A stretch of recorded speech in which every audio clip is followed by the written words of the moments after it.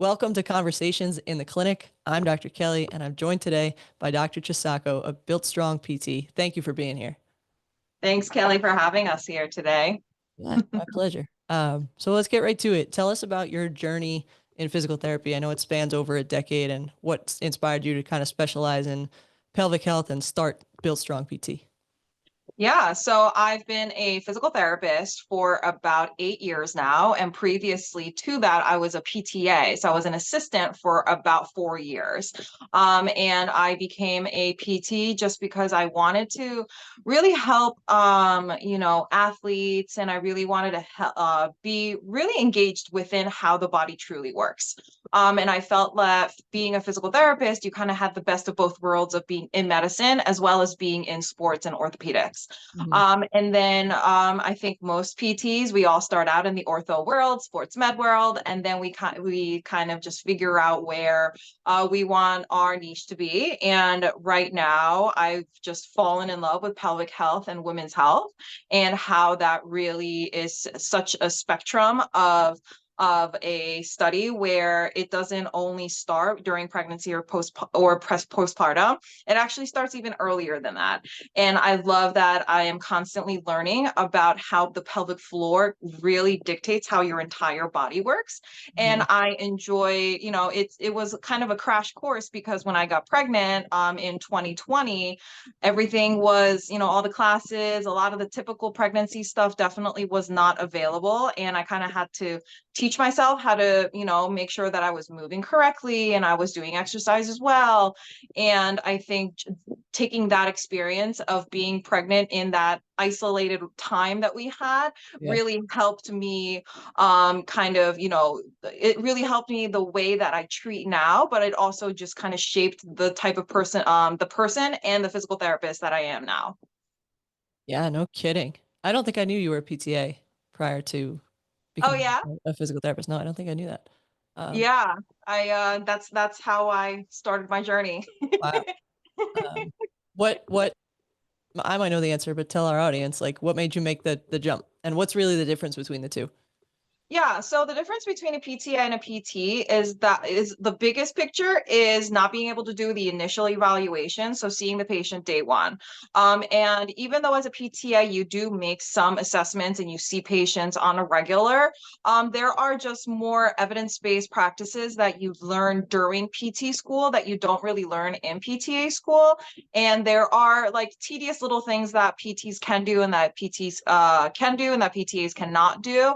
And it really depends on the state. I feel like New Jersey was one of those states that you couldn't do a lot as a PTA. You were kind of stuck in this bubble, but it has gotten a little bit bigger. But the biggest reason why I made the jump was because I just felt so restricted. Yeah. I knew that I wanted to be able to help people from day one and not Yeah. from day two. Mhm. And that's what usually ends up happening. And luckily, I worked in facilities where the PTs would sometimes just let me be in on the evaluation, just because they knew and I knew that I was going to follow this patient and going to create the plan of care with them. Yep. But sometimes, you come into difficult situations where where the patient's like, oh, I'm already comfortable with this person. I'd rather work with this person. And Yeah. even no matter how much I, educate and say like, hey, we can kind of do the same thing. Sometimes, I have more strengths than the Yeah. PT. It Yeah. was difficult. Yeah. So it was for me, it was a great decision to go back to PT school. It was a long time in the making, but I did it, and I'm definitely happy that I did. Yeah. That's a jump to make. I know a handful of PTs who share a similar journey, and that's a lot of them say like, I just wanted the autonomy Yeah, that you absolutely. get legally as a physical therapist. And you alluded to like there are some little things of like you can do a certain degree of manipulation as a PT, Yes. not a PTA. You can I don't know what the dry needling status is for PTAs, but I'm pretty sure that's a Yeah, licensed PT I thing. don't know. I feel Also like different in New Jersey. yeah, I'm pretty sure. I'm pretty sure you probably can do it, but I don't know how, there's just little nuances here and there that I think Exactly. it just Yeah. makes things more complicated, and not all employers just want to deal with that sometimes too. Yeah. Yeah. Hmm. I think fairly. I don't Yeah, think it's just totally. like what how many pieces of a puzzle do you want to have to navigate?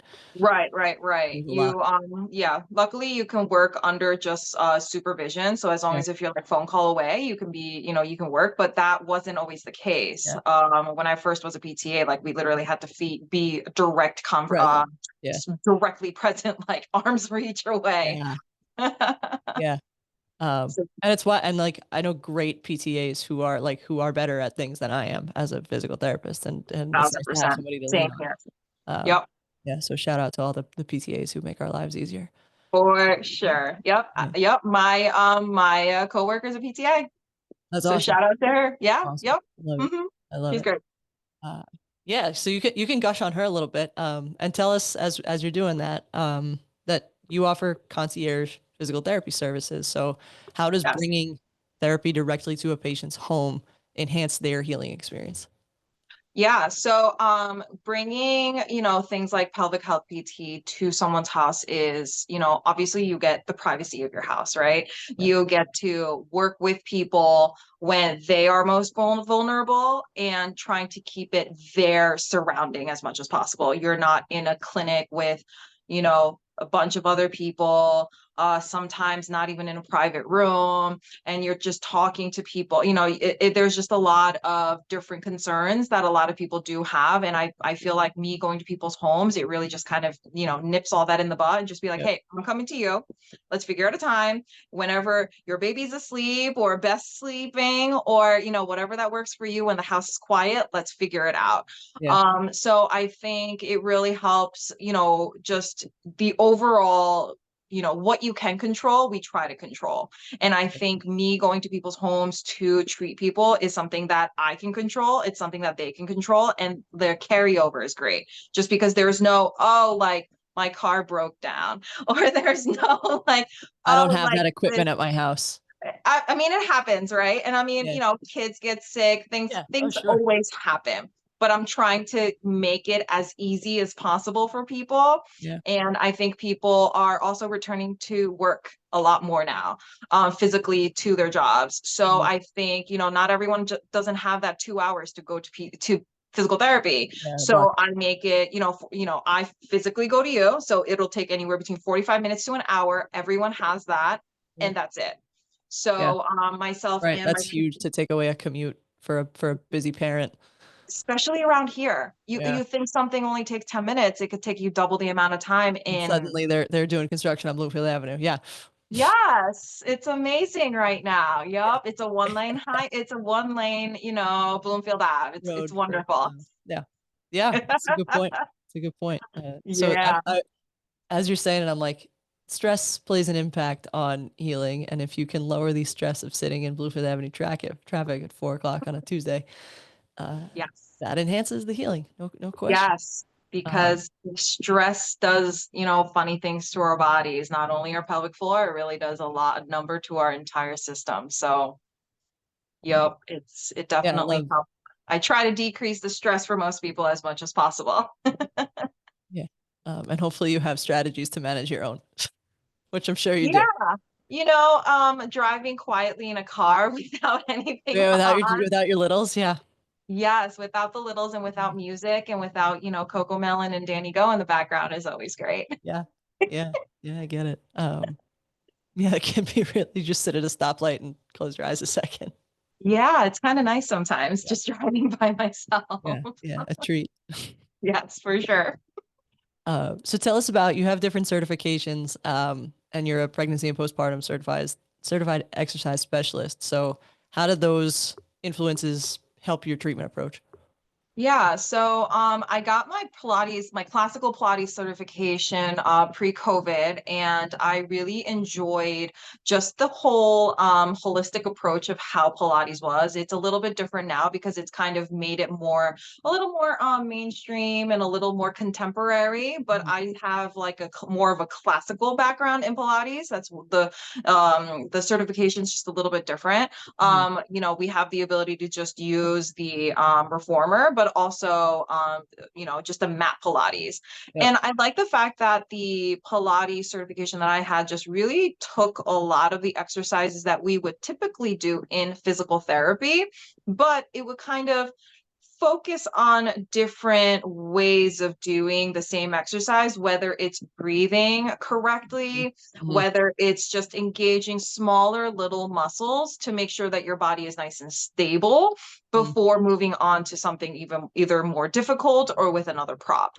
Mm-hmm. So I really enjoyed kind of putting the two and two together. I think most of the people that were in my class were taking the certification to basically teach Pilates, and Sure. that would be what you would do normally. But as a PT, I just felt like there was such a good connection between these exercises that that typical Pilates, people who practice Pilates would be doing, and that I could incorporate that into physical therapy. Yeah. And then the other certification that I have is the PCES. So that's the pregnancy postpartum corrective exercise specialist. And that certification is more specifically for the pregnancy and the postpartum body.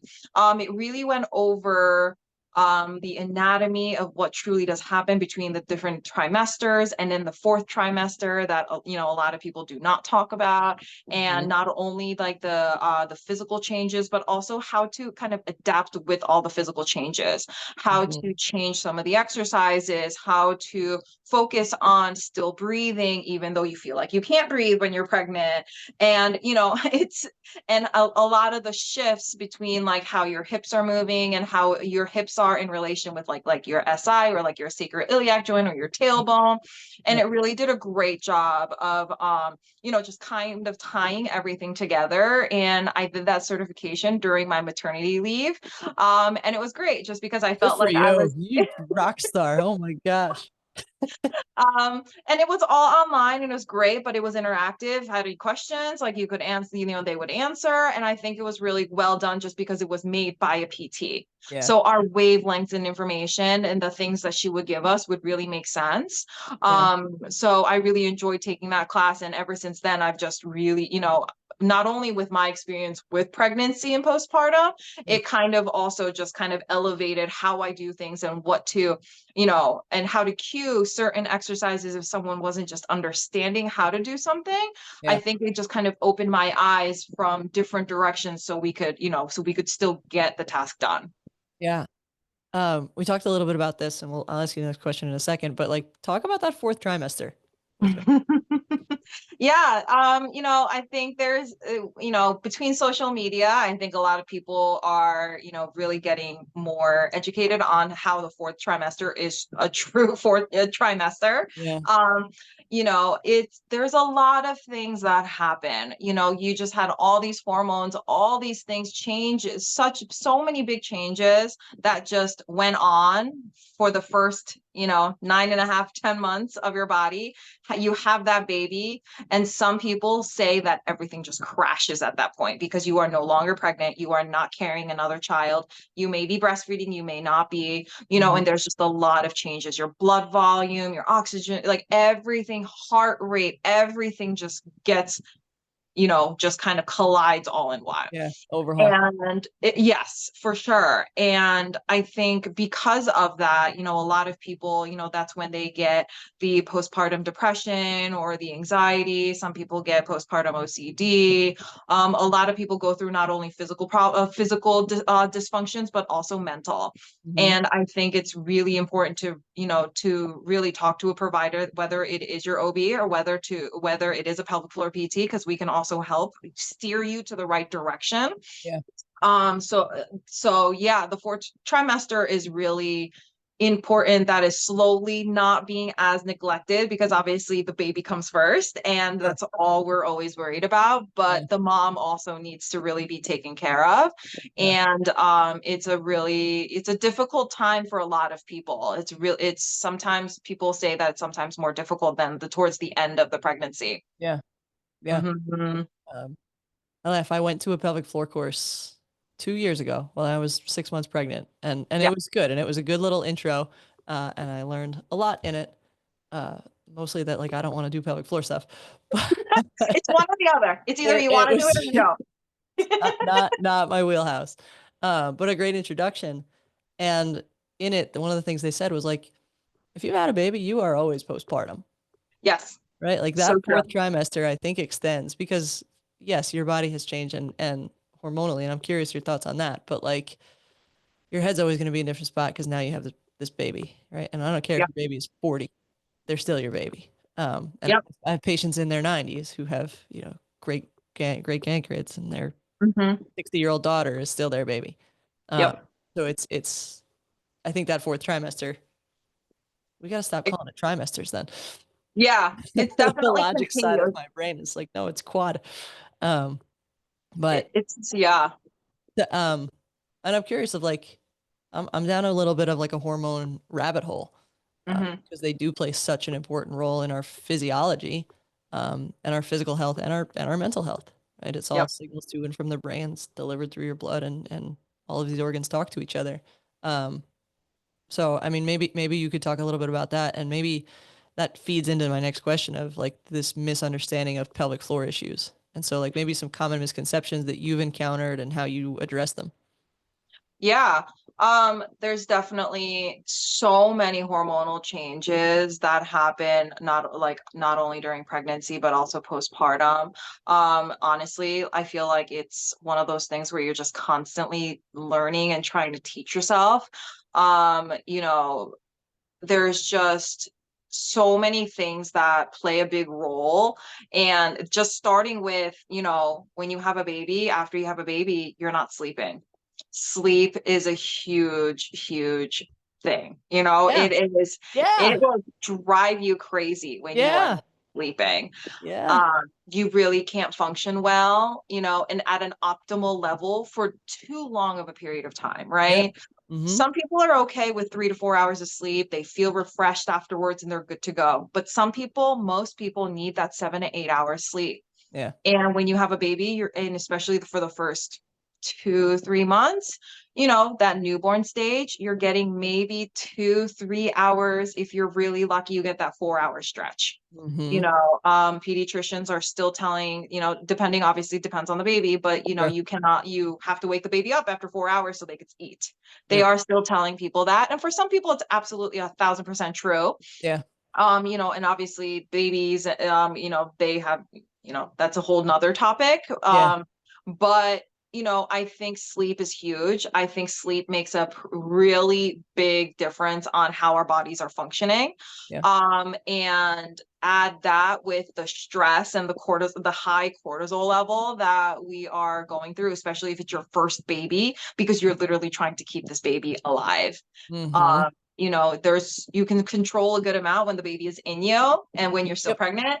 But once Yep. they're out, There's like the they world, are kid. Yep. physically there and it's a little bit different. Yeah. So I think the hormones of like, cortisol, estrogen, there's a huge drop in estrogen, progesterone levels are all over the place. Yeah. If you have thyroid issues, that also plays a big role. It goes, that's a roller coaster. That can be a roller coaster even without being pregnant. Yeah. Um, so I think the hormonal changes definitely plays a big role. And the reality is we're having kids a lot later in life. Yep. Some people are having kids when they're in their quote unquote perimenopausal phase, which Mm-hmm. usually starts anywhere between 10 and 15 years before actual menopause. So if you're in your mid 30s, you could potentially be in that perimenopausal phase. Yeah. So in that aspect, you're also trying to have a baby and then you're also trying to do life and, everything else involved. It's just like kind of clustering and there's just a lot of things going on. Sure. So yeah, so basically with all of that, I feel like with pelvic floor PT, there's a good amount of misconceptions about pelvic floor PT and when to get it and when not to get it. The number one thing that I probably encounter probably daily is leaking after having a baby. Yeah. People are like, oh, I just had a baby. Obviously, whether it was vaginal or a C-section, they're like, I had a baby, so yeah, I can't hold my pee in. That's not true. It's not normal. Yeah. It's definitely something that we can work on. And you don't have to live the rest of your life, peeing your Leaking. pants Yep. and leaking. Yep. So that is a big one. The other one is with the C-section, that the C-section scar is always going to bother you. and that it's always Hmm. going to be either numb or it's just not, you just had major surgery, so it's fine. This is what it is. Yeah. It's not, whenever we do scar mobilizations, whenever we can kind of disrupt the way that it healed, and a lot of times it doesn't heal correctly. Yep. Um, by us kind of really like working on the tissue, the fascia, everything around it, we can make it better. We Yeah. can, we can definitely make things feel better. And then I feel like the other thing with pelvic floor is that, it's going to take too long for everything to get better. Mm. So it's fine, you know. Why Um, bother kind of thing.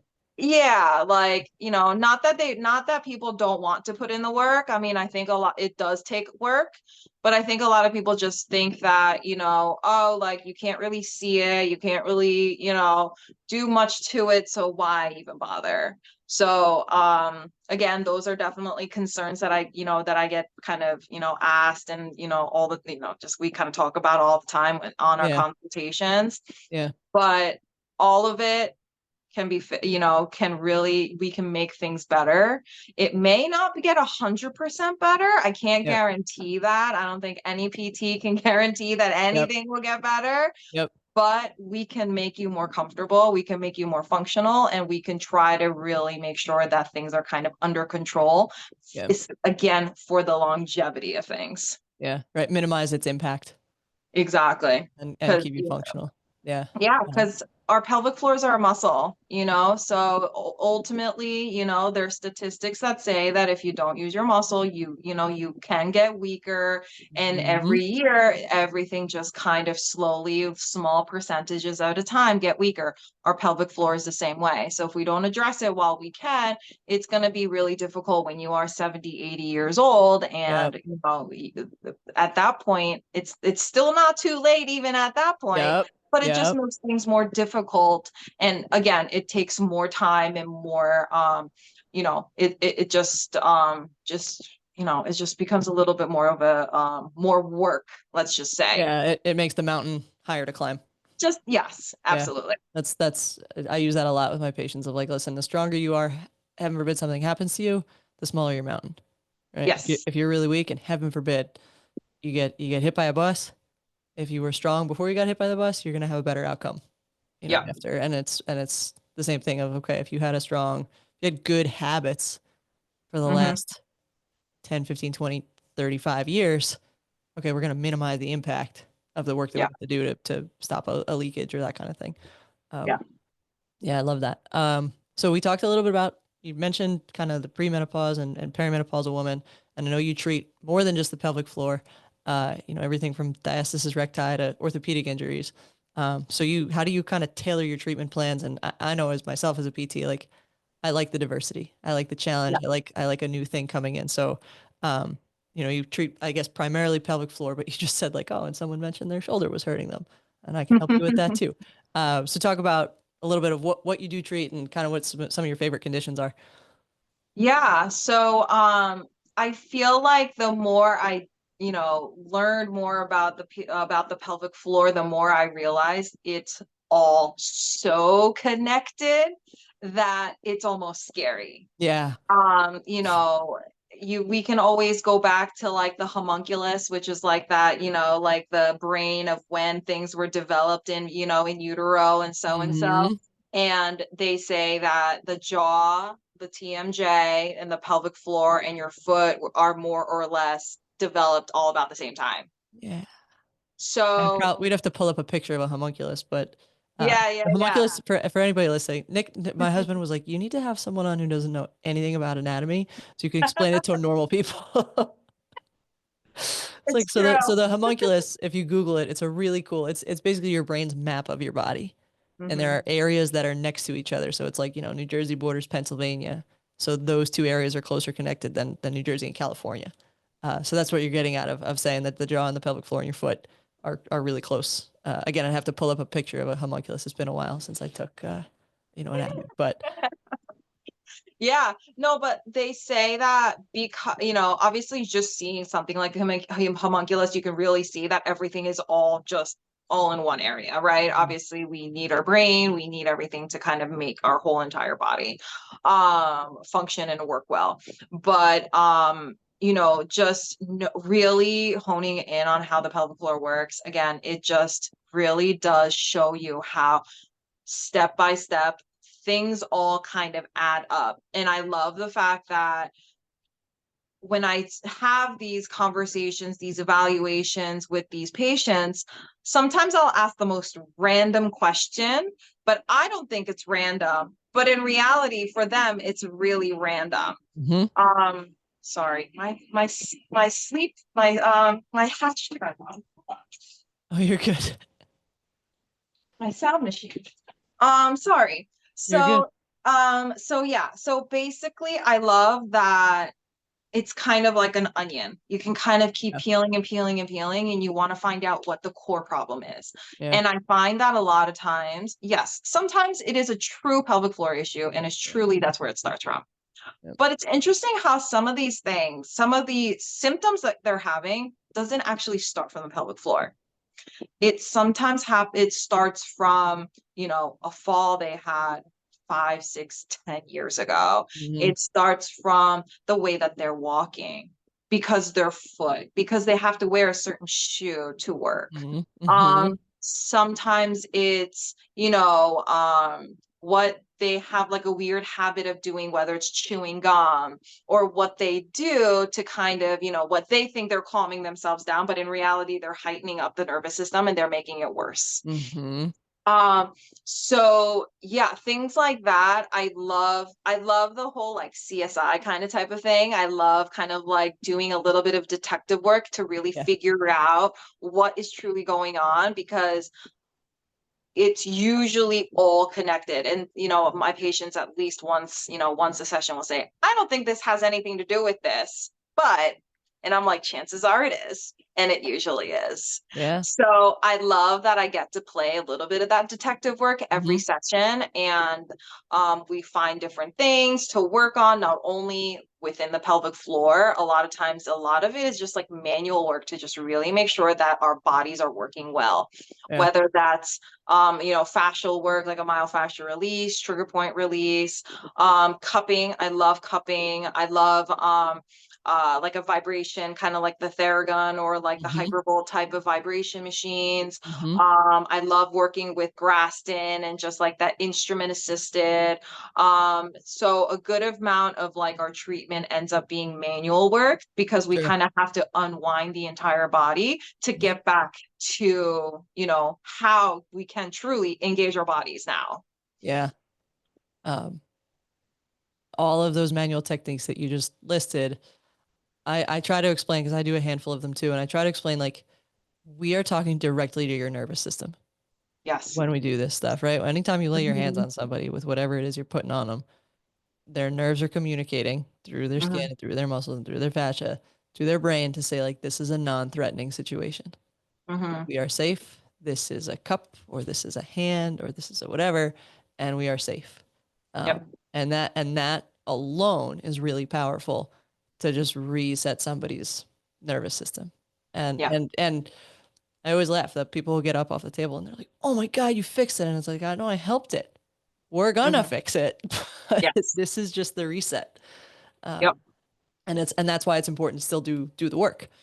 Yep. I think that makes us different than any other than a massage therapist or these like stretch places that are out there now. Of like, no, we have to really fix this.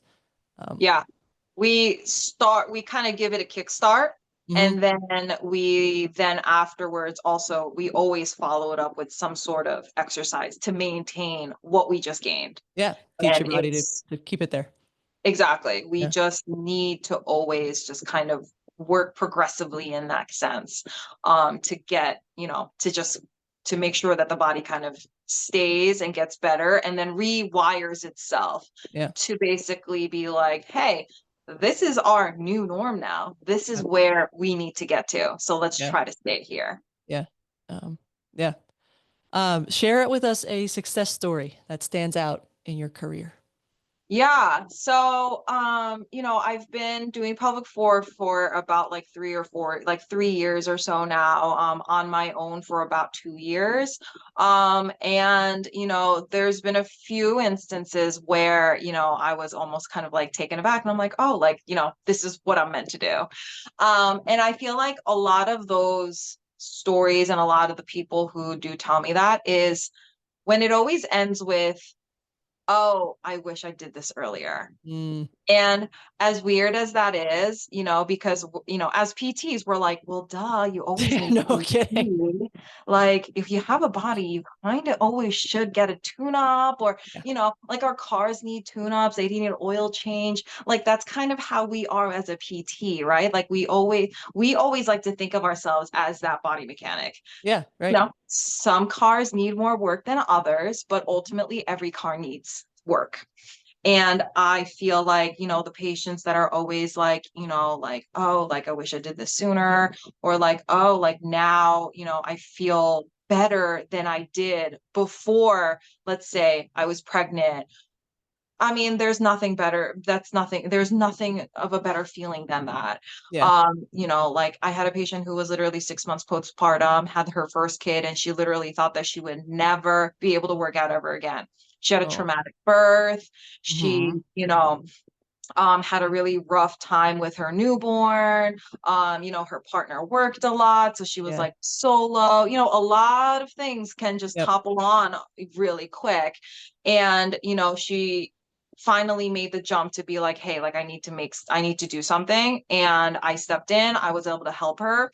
And after just a few sessions, she was just like, you know what, like I already feel the difference.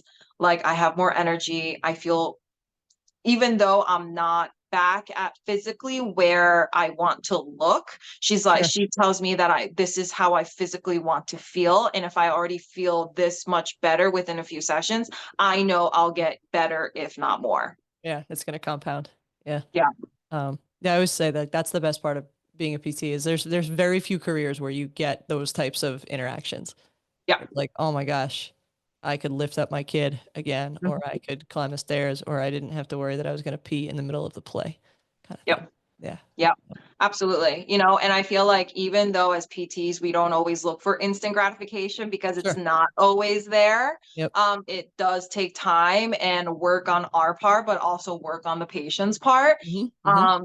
But when you do hear something like that, where people are like, oh, like I didn't believe in it, but now I do. I mean, Hmm. that's all that really, that makes everything worth it.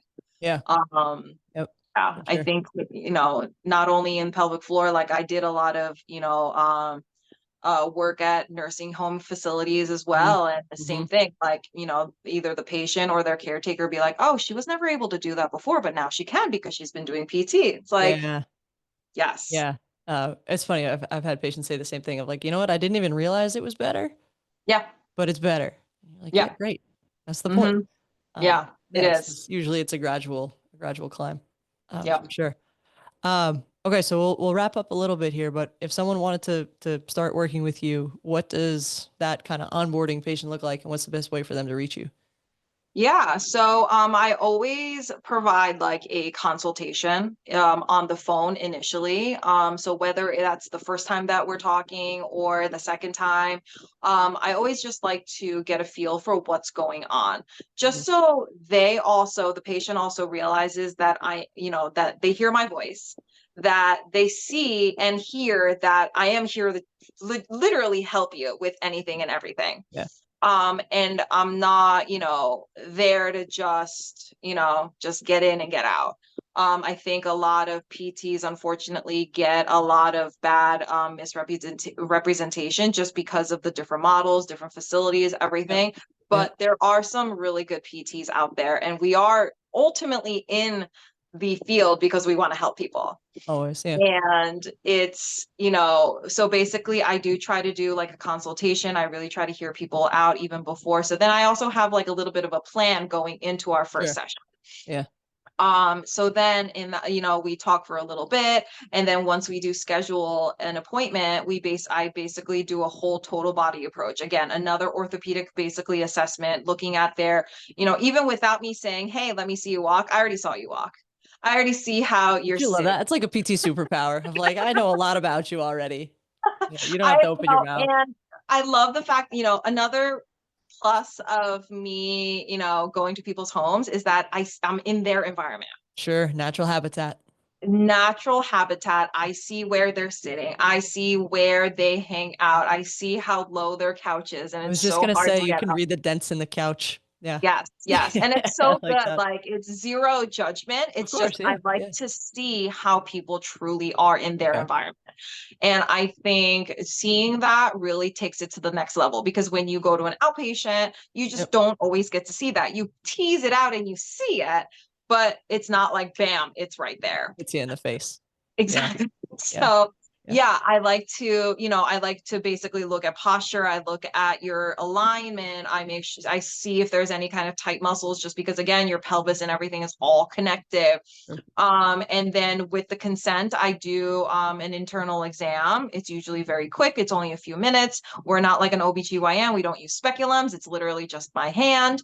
Yep. It's not just literally one finger. So there's really nothing scary about it. I talk you through everything. Yep. Of course, if you do not want that internal exam, we don't have to do it. It's not Yeah. a requirement. It's always just an extra step, and it's something good to know what's kind of what's going Yeah. on. Pieces of the puzzle. Exactly. It's I, just another piece. I try to Um, tell my patients too, like the more pieces I have of this puzzle, the faster I'm able to put it together. But if we're missing exactly. pieces and then I get, a certain place and then I have to go find other pieces, it's just going to Yes. take us longer. Yeah, pelvic floor is usually it's a huge missing piece. If Yeah. someone comes Yeah. in with low back pain or hip pain, chances are there's something going on in the pelvic floor. Yep. Whether that's the primary or the secondary, that's Yep. also kind of up to us to kind of figure out which one came first. Yep. But a lot of times there's a lot of correlations there. So from there, we just, as we're kind of, still talking and kind of assessing, I kind of come up with a plan. I make you're doing exercises without even realizing that you're doing exercises. We're Yeah. making sure that we're breathing correctly, because Yeah. that really starts everything, because most people do not breathe correctly. Hmm. And then usually by the end of like the hour, the patient's like standing up, walking, and they're all like, oh, like this feels better. And I was like, Yeah. yeah, usually, very Yeah. rarely do they, like it's really not as much, it's not crazy stuff that we're doing. We're just Yeah. realigning, we're just making sure that things are kind of moving the way that it needs to optimally. Yep. And we just kind of come up with a plan of care. So yeah, basically, I'm available on Instagram. I try to stay on top of everything. You're active. You are on it. Yeah. We'll link up your but you always post like really good, very practical tips and your kids are in the Thank background you. and you are home and there's like no excuses here. Which Yeah, I I love. try to make, I feel like we didn't grow up in the era of social media being like, the whole influencing thing, but Yeah. I love that Instagram really helps me.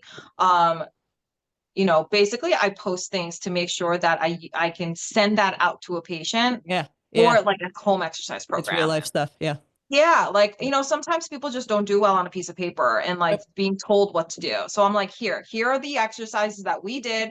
I did it. Here you go. You have zero excuses, because I know you're on Instagram. Yeah. Yeah. Yeah. So yeah, that definitely helps. And then yeah, in terms of like, just getting in contact with me, emailing, texting, basically texting, emailing, Instagram. I mean, basically any form of communication, I'm available, and I try my best to be as quick as possible, just Yeah. because, usually by the time someone is contacting me, that's usually, for most people, it's kind of like the last draw. Yeah. So I'm ready to go here. Yeah. yeah, like you waited long enough, let's go. So I try to make that process, as short as possible. Be like, hey, Sure. okay, I'm available at this, and this. Let's do it. All right, you're booked. And Done. and So then, chat. Yeah. mhm. Yeah. I love that. And I like that you have resources for folks too, so that you can kind of build up that trust with them.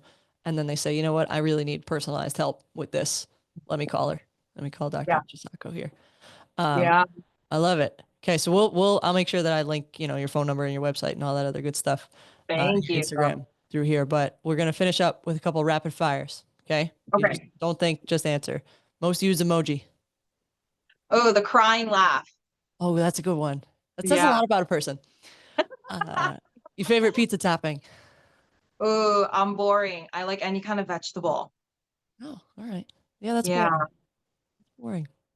Yeah. But no It's a little judgment. boring. Uh, It is a little boring. it's okay. No judgment. Do your thing. It's pizza. Where's your dream vacation? Ooh, that is a hard one. I would say maybe I'd like to go to Spain. Hmm.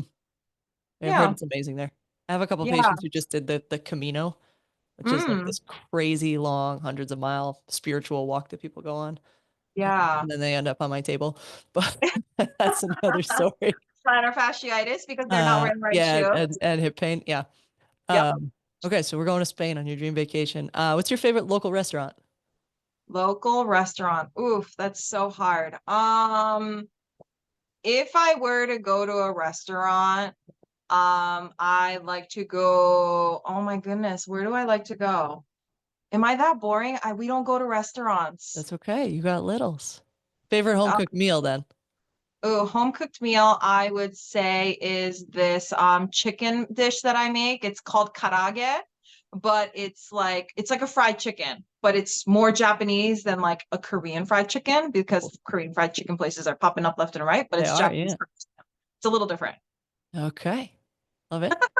Love it. How do you take your coffee?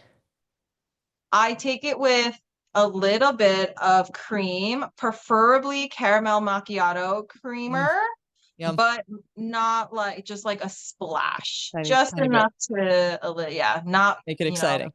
yeah, just a little flavor. Yeah, love it. And your favorite movie? Um, oh man. So a movie that I could probably watch all day, every day is Pretty Woman. Oh, good choice. Yeah, if it's Yeah, on that's a TV, great it's movie. always fun. Yeah, you put it on. Yeah, I love it.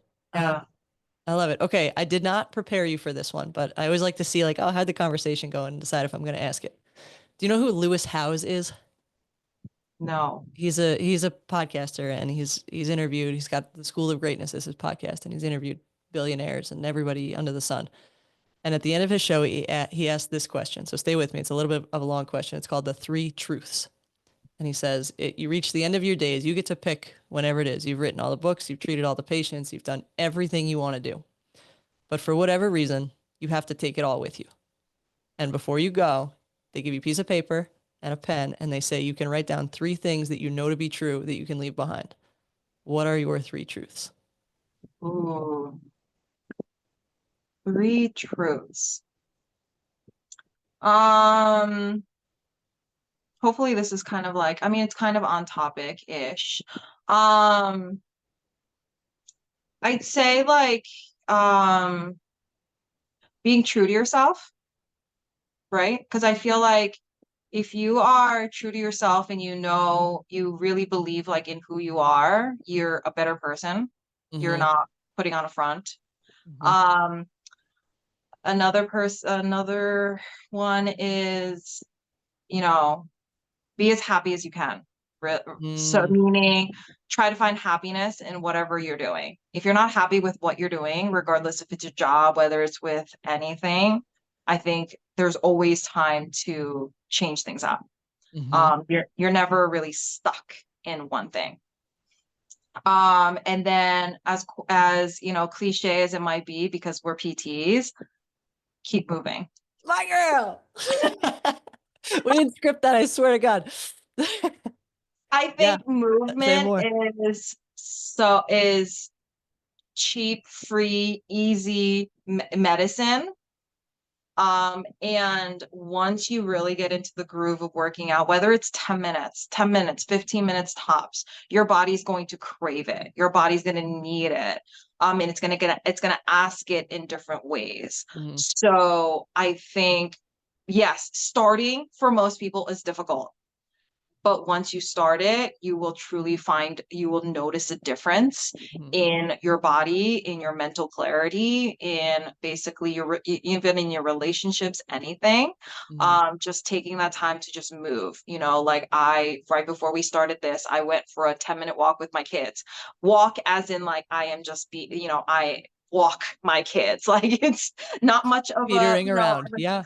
Yeah. yeah, but just kind of holding hands, just making sure no one really runs into the Yep. street, just literally Yep. just kind of, puppy dog walking. Yep.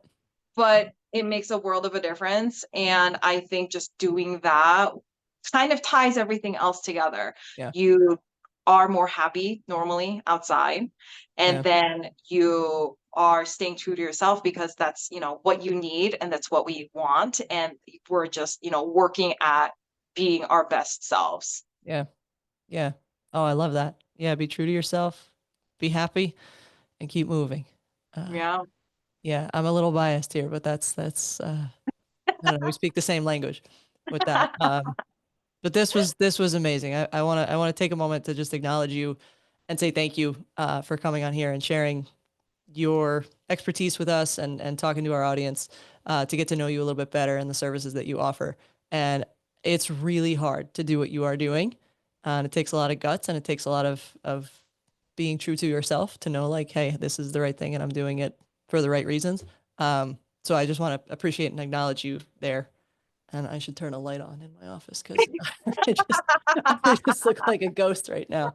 Um, but seriously, thank you so much for being here.